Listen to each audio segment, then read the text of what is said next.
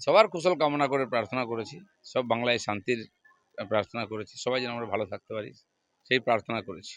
যে ধর্না বলুন বা সরকারের সঙ্গে মিটিং দুটোই নিষ্ফলা হবে, কারণ ওইখানে সমাধান বেরোবে না। কোর্ট দিয়েছে নির্দেশ, কোর্টেই সমাধান বেরোবে। তাই সব পক্ষ নিজের তথ্য নিয়ে আবার কোর্টের কাছে আবেদন করুন। আমার মনে হয় সুপ্রিম কোর্ট সবার কথা শুনে তারাই ঠিক সিদ্ধান্ত দেবেন। 18,000 লোকের চাকরি ফেরত যেন আসে, এটা আমরা চাই। তারা কোথাকার লোক? বিহার, ইউপি না পশ্চিমবাংলার? কেউ চাকরি পেয়েছে জানি না। এখানে 3 জন সিভিক পুলিশ আছেন, তারা বলে আমাদের যা পয়সা তাতে চলে না। এই চাকরির কি মানে হয়?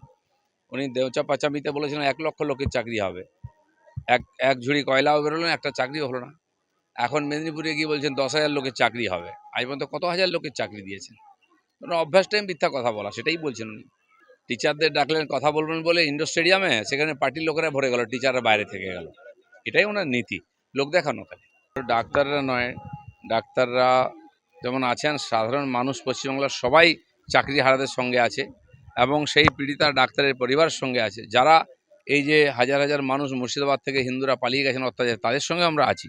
আর সবাইকে এক হয়ে এখানে পরিবর্তন করতে হবে। পশ্চিমবঙ্গের অশুভ শক্তির বিনাশ হোক, পশ্চিমবঙ্গের স্বার্থে তথা ভারতবর্ষের স্বার্থে আমরা সবাই মিলে যাতে এই সরকারের পতন ঘটাতে পারি গণতান্ত্রিক পদ্ধতির মাধ্যমে, জনকল্যাণের স্বার্থে। That's it.